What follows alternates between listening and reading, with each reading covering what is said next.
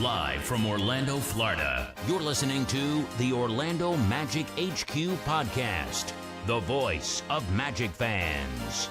Join us every week for a unique fan perspective on all of the latest Magic news and updates. The show starts now. What's up, Magic fans? Welcome back to another episode of the Orlando Magic HQ podcast, brought to you by the Believe Podcast Network and Bet Online. We're your host, Al, myself, Anthony. Today is June 26th, and we're recording this right after the second round of the NBA draft's conclusion. Al, Magic bringing in two rookies to this team. I know you and we've had discussions. I wasn't 100% sold that we were going to keep the picks. I didn't think that we would be adding another new player to this team, especially with, you take a look at the outlooks of Jet Howard and Tristan Da Silva. Even if we looked at the draft last season, I didn't think it was a good idea to bring in a rookie, just because who knew if there was even enough space for them to be able to see the floor. But the Magic ultimately making the decision to not just draft one, but draft two, trading up some second-round picks to move up in the second round and bring in a player that, they obviously really liked and feel is a player that had Magic DNA, and then Magic looking at Jace Richardson with the 25th pick. So first question to you, Al. Magic, they obviously the fan base, they were looking at a player like Walter Clayton, who unfortunately was not available for us at the 25. We've had conversations about Danny Wolf and other players, but Magic going with Jace Richardson. What were your thoughts? What were your feelings? Magic getting a lot of praise from the national media, high grades all across the board. I think the only one that I saw that was a lower grade was CBS Sports at about a B-, I believe they gave us, but across the board, ESPN, The Ringer, Yahoo, a lot of A's going around. So obviously the national media really likes this fit for the Magic.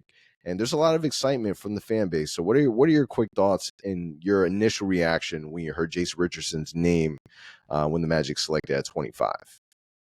I mean, I first things first, I think shock was the beginning kind of feeling that I had with the Magic choosing to draft two players. I think we talked about it plenty in the last few episodes.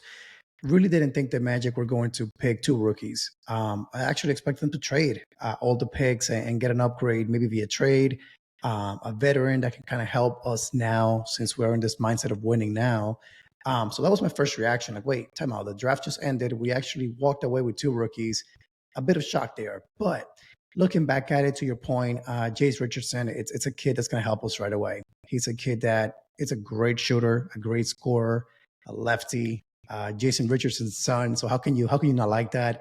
But a kid that everyone's saying, and all the experts are saying, is a perfect fit for the Orlando Magic, both on the court and off the court.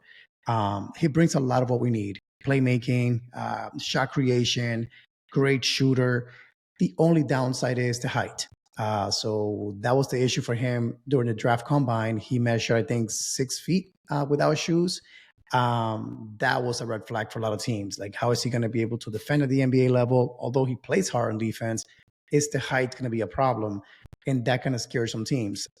He was projected to go as high as, I think, 15, 12 in that range, and then drop to us at 25. So listen, I'll take him for sure.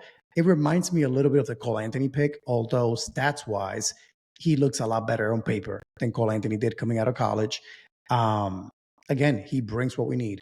Offense. So from that perspective, I'm all in. I'm bought in on the pick. But what about you? What was your reaction to him falling to us and then actually us making that selection and choosing to draft him in the first round?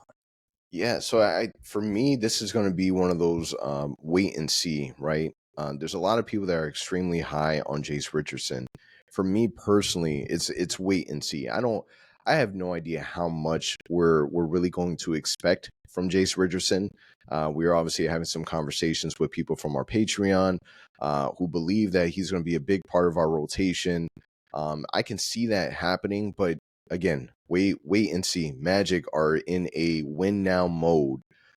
So the biggest thing for me, so my reaction was neither, I wasn't moved by it. I wasn't excited, but I also was not excited. I wasn't jumping out of my seat. Obviously, the more that we do research, because it's like this every year, right? The minute that we draft a player, we do research on the player, and then we instantly fall in love with the guy, right? Tristan da Silva last year was a player that we really wanted and was a name that we mentioned. So obviously there was some excitement there. But Jace Richardson, my only drawback is the size. But there's a lot of undersized players in the NBA that do find a lot of success. So it's not that it's an issue. It's just a little different from the identity that we've been accustomed to the Magic aiming towards, right? Cole Anthony, to me, in my opinion, never fit the identity mold, but was still definitely a big part of the team when you talk about just kind of heart and hustle, and he definitely brought that. Now that Cole Anthony isn't a part of this team, Jace Richardson looks like he is the backfiller of what Cole Anthony was supposed to be. And I think that that's the part that is exciting, because we know that Cole Anthony could have brought a whole lot of value to this team, and the production just wasn't there. Jace Richardson is falling in line as the type of individual that will be able to bring that type of production. It was exciting to see an interview that he had with Paul George, Jace Richardson being a part of the PG Elite camp that he had, and him talking about how, like, a lot of people don't really realize that Jace Richardson is a point guard and can do a lot of the playmaking attributes that a point guard would do. And the fact that he was asked to be off ball more at Michigan State, it kind of, took away from people's thoughts of him being a point guard. So if you're able to bring somebody like Jace Richardson that can set the table, can help with the playmaking, can help with the shooting, can help with the production on the offensive end, it's definitely something to be excited about. When you hear Jace Richardson and you hear that, people complaining about him being undersized, and this is the funny part. We spent way too much time today talking about how tall this player is without shoes, when really none of these players are ever going to play or step on the floor barefooted, right? So Yep. obviously he's not going to be on the floor as a 6-footer. He's going to be on the floor a little bit taller, but just your overall outlook. Do you foresee Jace Richardson playing or cutting a rotation with this team, or do you think that's going to take a couple of years? I can see it next season. Of course, injuries are going to happen. So at some point, I think he'll get a chance to play. I don't think he is going to be a guy that we're going to rely on the season opener, on opening night. No, but I think, again, as injuries happen, AB goes down, Jalen Suggs goes down, whatever it might be, you have to go to the deep bench. He'll be getting some minutes. Think about this season, right? Tristan da Silva is a guy that we were like, we don't think he'll play much. Like, he's ready, but I don't see him playing very much. And he was a part of the rotation for the most part of the season, especially the first 50 games, because of injuries. So I can see that happening with him. Again, he fills a void, again, scoring, attacking the basket, shooting. So he'll get a chance. He'll get a chance to compete for a spot. Think about Jay Howard. He's a guy who, if he's still on the roster come training camp, that's the competition that he'll go against. It's Jace Richardson. It's Caleb Houston if he's still on the roster by then. So I think he'll get a fair shot. But Jeff Waltman did say yesterday, he's a rookie coming to a team that's trying to win. He's going to have to earn every single minute out there. So I do like the fact that the expectation is you're not going to come here and have a role on day one. You're going to have to earn it. So if in training camp, if in practice, he can shoot well, show that he can score at the NBA level, I can see him getting minutes. The defensive aspect, the fact that he's small, I'm not concerned about that. We have a team of giants for that reason, right? Yep. All I can say is this. We talk about the comparison of him and Cole Anthony. If he can be consistent, that was Cole Anthony's downfall. It wasn't that he couldn't score at the NBA level. It wasn't that he couldn't play. It wasn't that he wasn't a good athlete or player at his height. It was the fact that he would have a night where he would score 20, 25, 30 winnows a game, but then he would disappear for 3 weeks. So we couldn't rely on him. And that was ultimately why he got traded. If he can come here, and Jace I'm talking about right now, if he can come here and average 10, 12, 15 points, 3 years from now, and be consistent at that level, guess what? That is what we wanted Cole Anthony to be. That's what we paid him to be in Orlando for as our sixth man, ideally. That unfortunately didn't pan out. So he'll get a chance. Again, I don't think day one.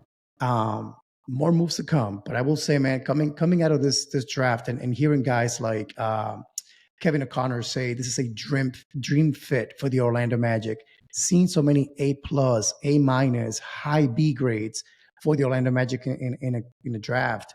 And then looking at the fact that he shot 42% from 3-point range, I mean, you can't deny the fact that he's going to be a good pick for the Magic in the long run. So props to Jeff. He said he targeted him with the 16th pick, which we traded in the Bain trade, and he fell to us. So we got our guy, and that's always a good thing to hear.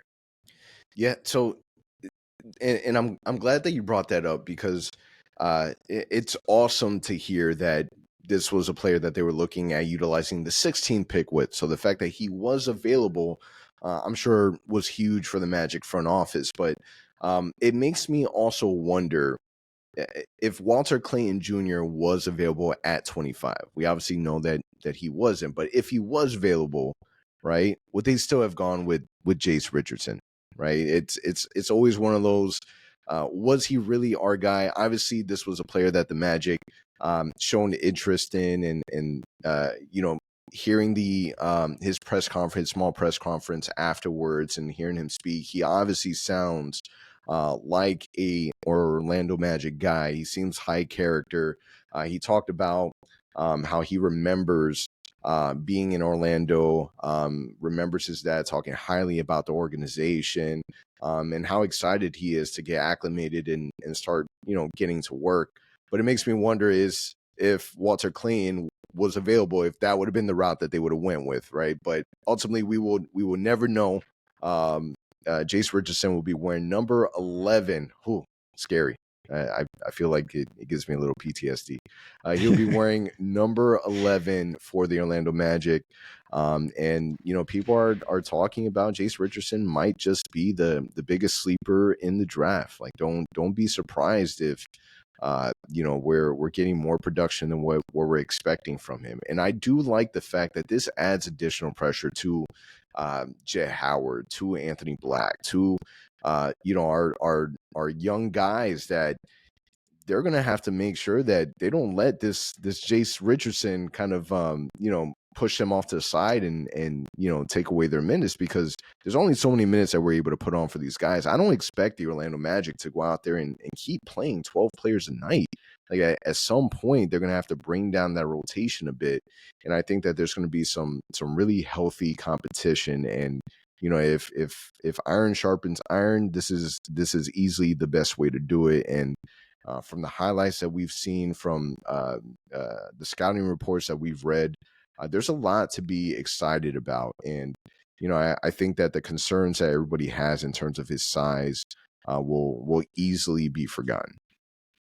I think so too, man. I think, again, it's just a matter of time. We got to see what he looks like. The good thing is we got Summer League around the corner, and he's going to be in Summer League. So we'll get a little preview of what he looks like. And the cool thing is, I think Tristan da Silva is going to be in our roster as well. He might play 1 to 2 games.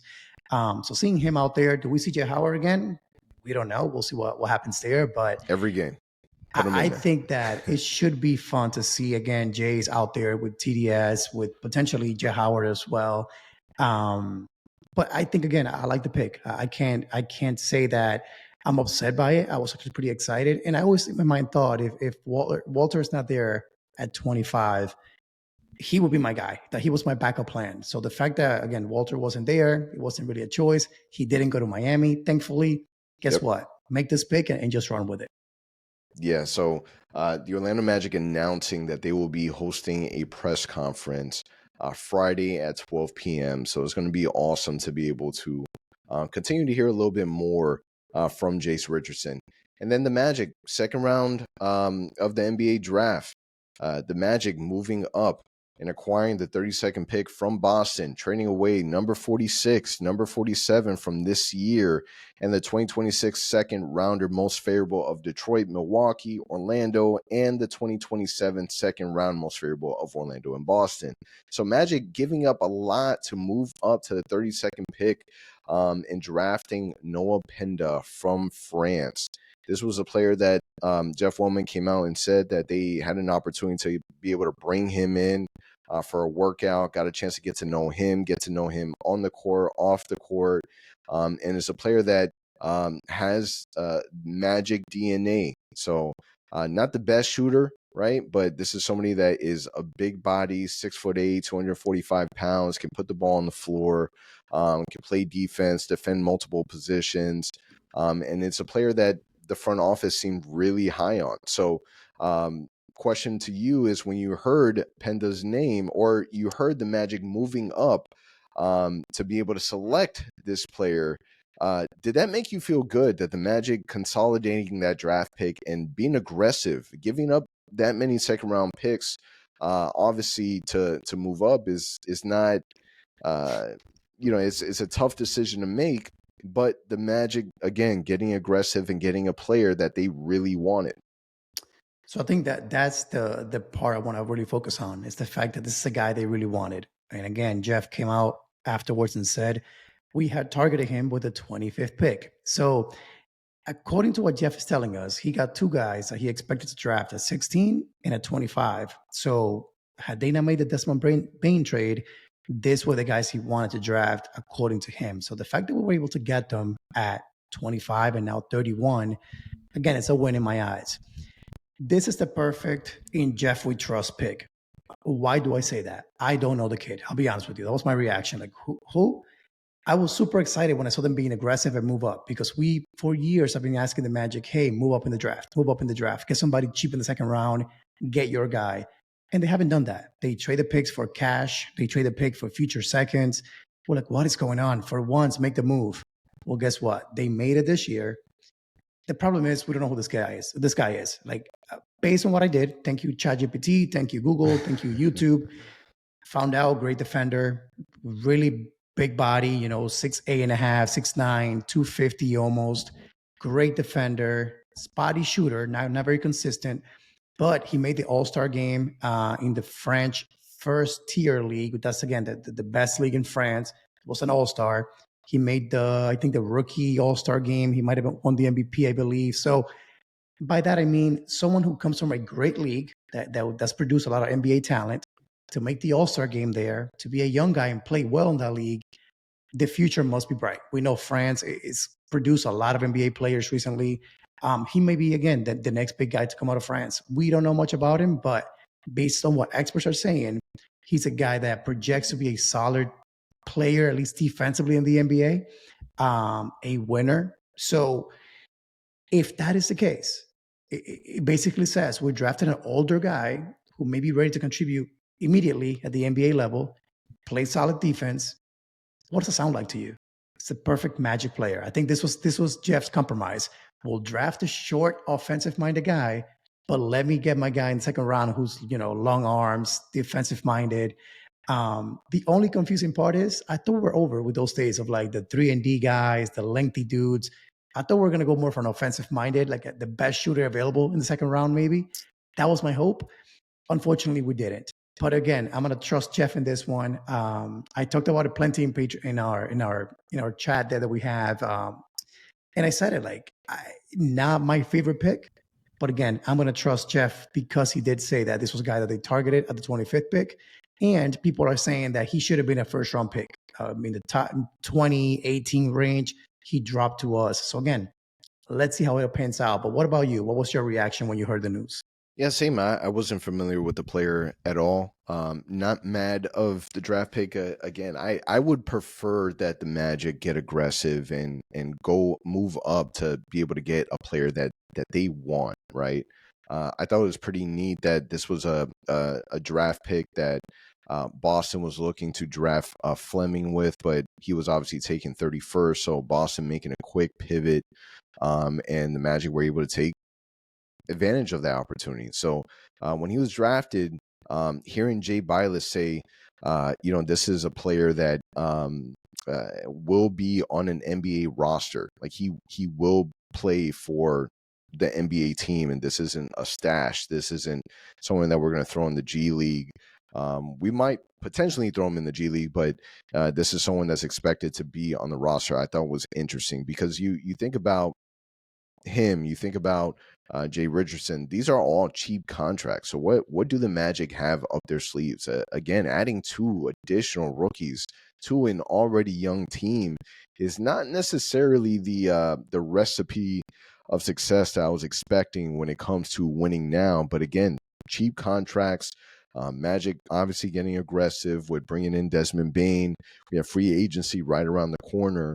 What will the Magic do? It makes me more excited to see how it is that they plan on rounding this team up, rounding this roster up, and it's gonna be exciting, man. So whether it's in Orlando or in Osceola, these are players that are high IQ, high quality, high character. And it's a lot to be excited for. So I like the pick. I like that we were aggressive for them. I like that the front office liked them. And yeah, this is gonna be one of those things that we chalk up and say that we're gonna have to trust Jeff Weltman on this one.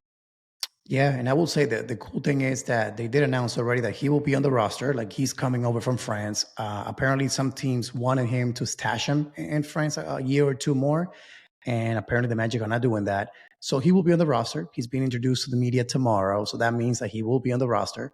And I don't think this will be a two-way contract. This will be an actual NBA contract. So Yep. intriguing to say the least, to see how he's going to fit in with the team. But let me ask you the same question as we asked about Jace Richardson. Do you think that he will have a role on this team next season? Or is he more of a guy that, hey, we don't have a pick in the first round next year because we traded it. This is kind of our first round pick next year that we're just going to put in our roster since now and kind of start developing him in our locker room, in our training facilities since now?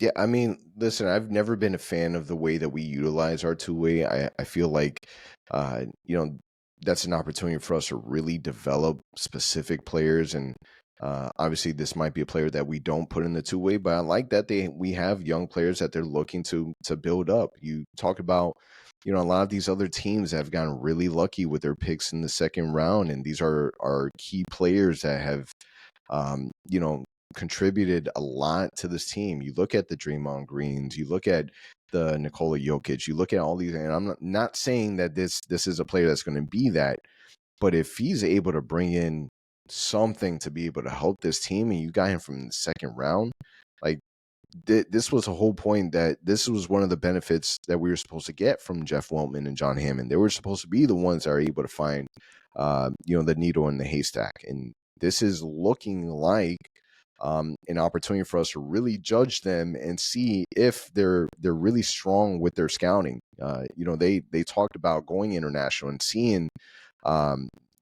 this player, in his environment and watching him live. So I'm excited to hear that conversation, that press conference tomorrow. I think we're going to be able to learn a lot more. It was just reported not too long ago that he's going to be wearing number 93 Interesting. in a Magic uniform. So that's going to be interesting to see that number out on the floor. And, again, another player that we're going to look at, and we're just going to have to wait and see. We're going to have to wait and see what he's able to provide.